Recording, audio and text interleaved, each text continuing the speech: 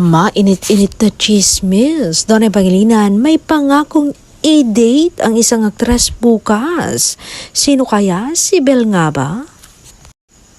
Narinig daw ng mga mosang na maagang uuwi ang aktor dahil may isang importanteng babae sa buhay niya ang kanyang i-date. Kung sino, hindi pa tayo sigurado doon. Kung si Bel nga ba? O ang mama niya o isa sa mga siblings niya, yan ang dapat nating abangan. Kung may ayuda.